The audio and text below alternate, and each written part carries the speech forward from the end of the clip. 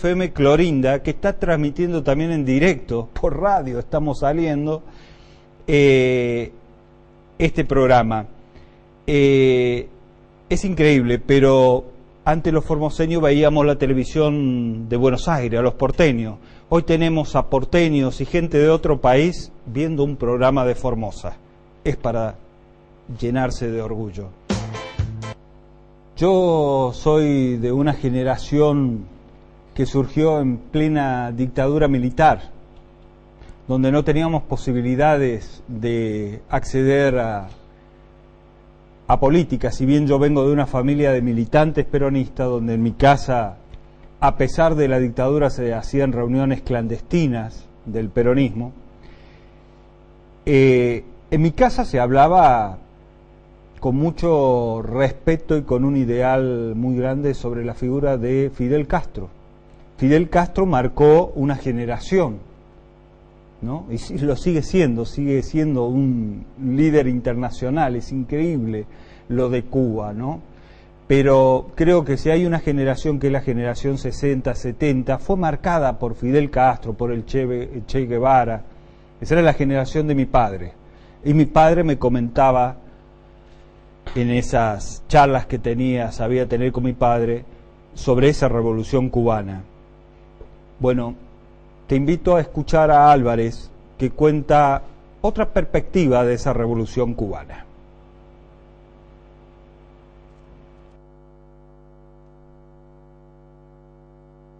Os rapazes peronistas, todos unidos. Y cuando a usted le llegó la idea de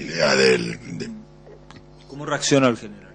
Nosotros fuimos enganchados con el tema de Argel y de Argelia. En aquel entonces un amigo nuestro, que era un periodista, escribió un libro que se llamaba Argelia Año 8. Un periodista, un muchacho, murió ya, pobre. Murió al poco tiempo, mirá vos. Que es la descripción de la revolución en Argelia. Eso sumado a lo que yo te decía antes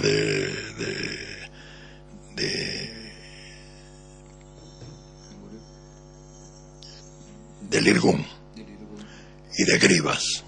Y le vamos a contar a la gente que nos está viendo que esos son ejemplos de cómo surgió en esa época el Estado de Israel. Claro, el Estado de Israel y la libertad de Chipre. Gracias a lo cual la mitad de Chipre es griega, sino para los ingleses toda hubiera sido turca. Ustedes miraban esos modelos, veían, observaban. Eran los que había. Después quisieron meter a los cubanos acá, que eso es una cosa que quiso hacer el gordo pobre William Cook. Y sobre todo Alicia Eguren, su mujer. Eso se fue allá a Cuba, bueno, y vino convertido en un cubanito, ¿no? Con dulce leche adentro y todo. En la figura de Perón, John William Cook encontró ideales y una figura a seguir. En Cook, Perón encontró primero al diputado más joven del primer peronismo, luego quien sería su delegado en el país durante su exilio. Con su peronismo cada vez más arraigado, cuando estalló la Revolución Libertadora del 55, se dirigió sin pensarlo a la Plaza de Mayo para defender al gobierno democrático, apostándose, con fusil en mano, frente a los marinos que atacaban la Casa de Gobierno.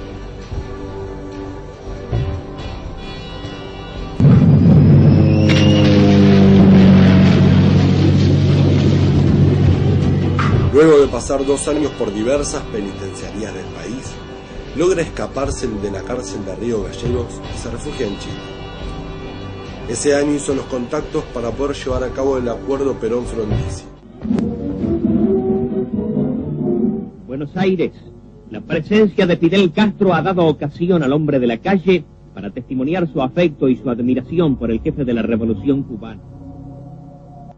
Fue invitado por la Revolución Cubana. Allí sus ideales lo llevan a defender la revolución en la invasión de Bahía Cochinos orquestada por la CIA.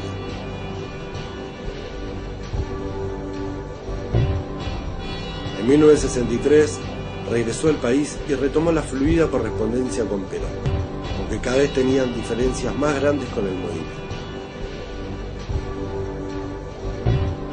Como imagen viva de un militante escribió apuntes para la militancia. También dejó como legado 2 grandes libros, Informe para las bases y La revolución y el peronismo.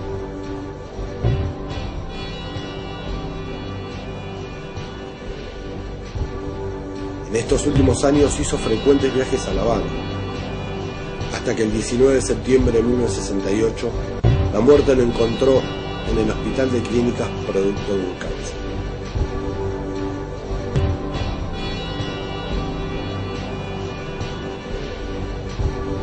Ahora, estamos hablando de una revolución nacional, de un movimiento nacional, y ustedes hablando de una revolución nacional y un movimiento nacional, viendo a Chipre, viendo a Israel y otros a Cuba. Sí, y es lógico, totalmente lógico. El problema es que haces. Pero ustedes querían importar una revolución. No, mira, no. Lo que se importa son los métodos. Lo que se aprende es la experiencia. ¿Por qué? Porque los tipos han ganado una experiencia. A mí no me interesa que no sea válida o que sea válida. Eso es posterior. ¿No es cierto? Pasado el momento de comprender cómo es, hay que ver si es válido o no. Eso para mí lo de Cuba no es válido. ¿Por qué no sería válido lo de Cuba? ¿Tomaron las armas, tomaron el poder? Sí, que tiene que ver, pero eso no es lo único. ¿Quién manejaba? ¿Quién maneja? ¿Usted dice antes o ahora?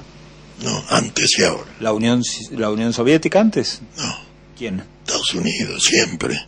¿Usted dice que Cuba hoy es funcional Obvio. ¿Por qué? Siempre lo fue. ¿Dónde empezó Castro?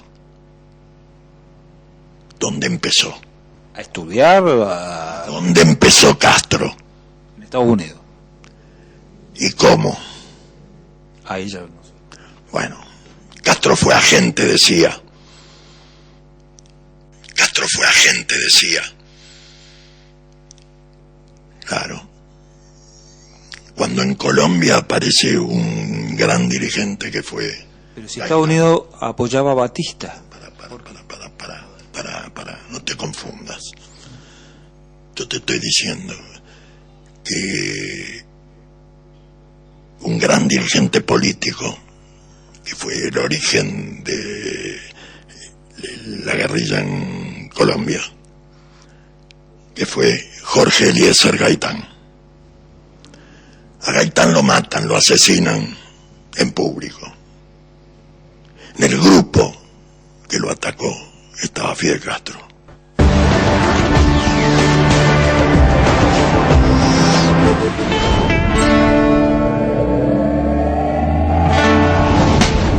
En este tradicional edificio del centro bogotano tenía su estudio de abogacía uno de los políticos más carismáticos de la historia de Colombia, Jorge Eliezer Gaitán. En la mañana del 9 de abril de 1948, este brillante abogado fue ultimado por un joven esquizofrénico. El asesinato dio inicio así a la rebelión popular conocida como el Bogotazo. Lo que pocos saben es que entre los testigos del magnicidio estaba un joven estudiante cubano, Fidel Castro. Está claro. ¿Confirmado y chequeado? ¿Cómo quiere que lo confirme? Fotografía no tengo. ¿Cómo llega usted con la confirmación y la convicción que usted me lo dice a mí? Yo te lo digo con la convicción porque es lo único que me explica que él pueda después haber hecho lo del grama.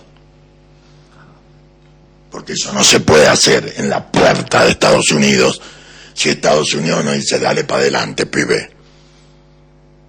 ¿Qué es lo que pasó? Por supuesto. Por eso acá, ¿cuál era el cuando interés? vino Fidel Castro, acá, y paseó por la avenida Santa Fe, todo el boludaje gorila estaba con él. Y nosotros estábamos con bronca en otro lado. Yo personalmente también, en contra. Pero acá se festejaba como si fuera, habían llegado los cubanos, habían llegado, qué bien, qué cosa piola, el día, una carroza más. Ahora, ¿Vos creés que eso es así nomás? no, pero la verdad es que me deja pensando muchas cosas. sí, por supuesto que sí. Porque yo no me quedo, y nosotros no nos hemos quedado nunca con la primera impresión, sino que hemos profundizado todo lo que hemos podido. ¿Cuál era el interés de Estados Unidos en que caiga Batista? Pero porque a Batista no lo podían sostener más. Había que liquidar a la mafia. ¿Cómo te crees que es esto? ¿Y por qué no lo apoyaron a Castro, que estaba en un partido político? Lo apoyaron.